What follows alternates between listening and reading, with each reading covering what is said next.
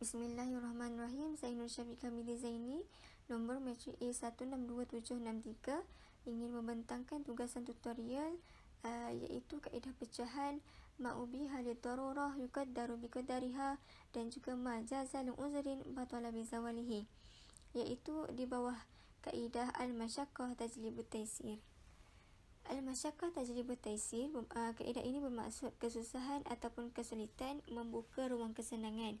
Kaedah ini bermaksud apabila terdapat sesuatu kesusahan ataupun kesulitan itu dalam menunaikan perintah ataupun perintah Allah, maka perintah itu diringankan, tidaklah seperti asalnya. Dalil dan sandaran kaedah ini firman Allah Subhanahu wa taala, yuridullahu bikumul yusra wa la yuridu bikumul usra. Maksudnya Allah menghendaki kamu beroleh kemudahan dan ia tidak menghendaki kamu menanggung kesukaran. Firman Allah Subhanahu wa taala juga, la yukallifullahu nafsan illa wus'aha.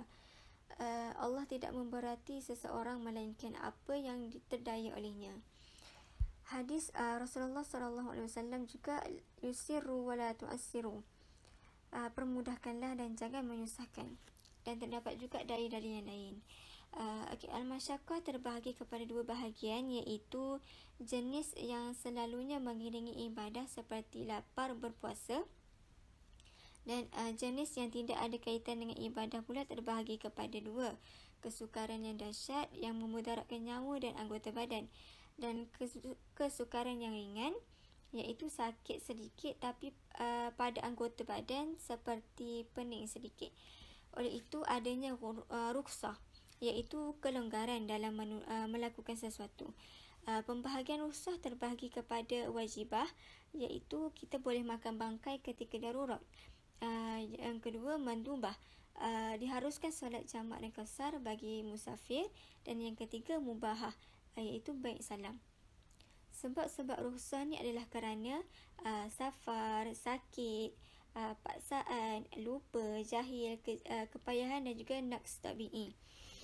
Kaedah ini terdapat banyak pecahan di bawahnya, tetapi yang saya nak terangkan di sini adalah pecahan ma'ubi halid darurah yukaddaru biqadariha dan juga majazal uzrin batala bizawalihi.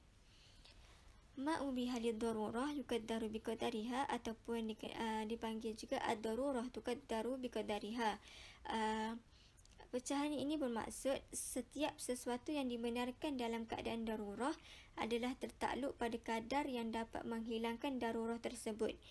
Dalam keadaan keterpaksaan ataupun dalam keadaan darurah ni, kita dibolehkan untuk melakukan perkara yang diharamkan semasa darurah, tetapi sekadar yang perlu sahaja. Contohnya, ketika darurat, kita boleh makan bangkai sekadarnya sahaja, sekadar untuk menghilangkan rasa lapar dan untuk mengelakkan daripada kebinasaan.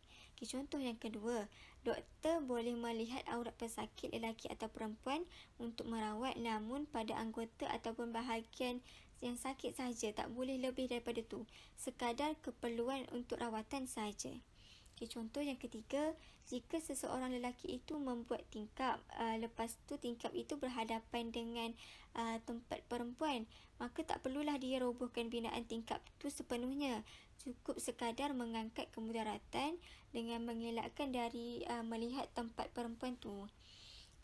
Yang keempat, tentang hutang. Jika seorang hakim nampak pemiutang ni menangguhkan daripada membayar hutang sekadar kemampuannya, jadi dia diminta iwad, iaitu gantian dengan menjual hartanya untuk membayar hutangnya, maka harta yang dijual itu jatuh pada hakim. Kalau pemiutang ni menolak juga untuk jual harta itu lebih awal, jadi hak pemiutang ni hendaklah mendahulukan dengan kadar dengan membayar hutang. Kalau dia tak lunaskan juga hutang tu, tetap dijual hartanya, tapi bukan kesemua, cukup mengikut kadarnya. Contoh lain iaitu aplikasi konsep ni dalam kehidupan, seperti mana yang saya jumpa dalam fatwa mufti wilayah tentang persoalan yang dikemukakan tentang bolehkah makan daging buaya untuk tujuan perubatan. Seperti sedia maklum, kita tak boleh makan daging buaya ni sebab ia adalah najis. Tapi dalam situasi ini, mufti berpendapat ada kelonggaran sekiranya dalam keadaan darurat tidak ada bahan lain yang dapat merawat penyakit dia tu. Yang mana kalau tak digunakan buaya tu untuk tujuan perubatan, susah untuk dihidup dan akan membawa kepada kebinasaan. Maka kadar yang dibenarkan untuk makan itu adalah mestilah hanya untuk menyambung hidupnya sahaja, bukan untuk berlazat-lazat. Maka ini bersesuaianlah dengan kaedah fiqh, ma'ubi halid darurah yukaddaru biqadariha. Apa yang diharuskan ketika darurat itu harus mengikut kadarnya, daruratnya sahaja. Oleh itu, untuk tujuan perubatan ini menggunakan najis, ia dibenarkan sekiranya tak ada bahan yang suci yang lain yang memiliki kesan mujarab seperti itu. Sekiranya ditemui pengganti yang dapat menggantikan najis tersebut, maka diharamkan menggunanya. Namun perlu juga dibuktikan dengan fatwa ataupun kajian sokongan daripada pengambilan perubatan. Jika terbukti berkesan, maka bolehlah digunakan untuk tujuan perubatan. Jika tak, maka kembali kepada hukum asal, iaitu haram. Contoh lain dalam situasi sekarang, dalam wabak COVID-19 ni, dalam keadaan darurat ataupun keterpaksaan ni, para lelaki tidak dibenarkan solat Jumaat sekadar yang diperlukan oleh kerajaan untuk memutuskan rantaian COVID-19. Maknanya ada kadar dan bukanlah dibenarkan tinggal solat Jumaat tu untuk selama-lamanya. Di bawah pecahan ini terdapat pengecualian, iaitu bai' al-arwaya, iaitu jual beli tamar dengan rutab. Dibenarkan untuk orang miskin, kemudian harus juga bagi orang kaya. Li'an dibenarkan ketika ketiadaan bukti penzinaan isteri, namun ia dibenarkan juga walaupun ada bukti. Khulu' dibenarkan kepada perempuan atas dasar rukhsah, namun dibenarkan juga pada lelaki ajnabi. Kaedah pecahan yang kedua adalah majazal uzrin batala bizawalihi, iaitu pecahan ini bermaksud sesuatu yang dibenarkan dalam keadaan darurat, ia tidak lagi dibenarkan jika darurat itu hilang. Maksudnya apa yang harus kerana keuzuran tu akan terbatal bila hilangnya keuzuran tu. Contohnya, yang pertama, harus bertayamum sehingga harus bertayamum sekiranya tiada air. Jika wujud air ataupun sebab yang mengharuskannya itu hilang, maka tayamum itu tidak dibenarkan lagi. Contoh yang kedua, lelaki yang memakai sutera disebabkan kurap ataupun kesan gatal, maka wajib ia tinggalkan bila hilang dah kurap tu. Ini bagi lelaki lah, kerana lelaki tidak dibenarkan untuk memakai sutera. Contoh yang ketiga, dan orang yang bongkok dalam solat dibenarkan. Sepatutnya kena berdiri dalam solat, tetapi kalau tak mampu untuk berdiri, maka dibenarkan untuk bongkok dalam solat. Orang yang buta kalau nak baca Al-Quran boleh baca semampu dia.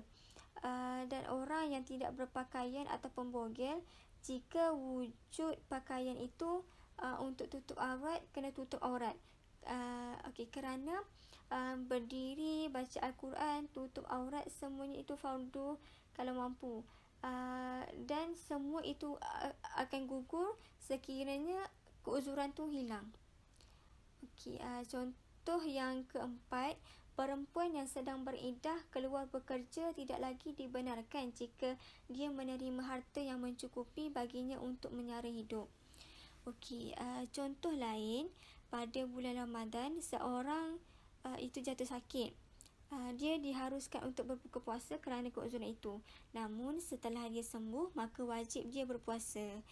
Contoh dalam situasi sekarang, digunakan contoh yang sama. Seorang lelaki tak dibenarkan menghadiri solat Jumaat, tapi bila dah kosong kes ataupun habis PKP, maka kembali kepada hukum asal, iaitu solat Jumaat itu diwajibkan bagi lelaki. Okey, sekadar itu sahaja pembentangan saya. Sekian, terima kasih.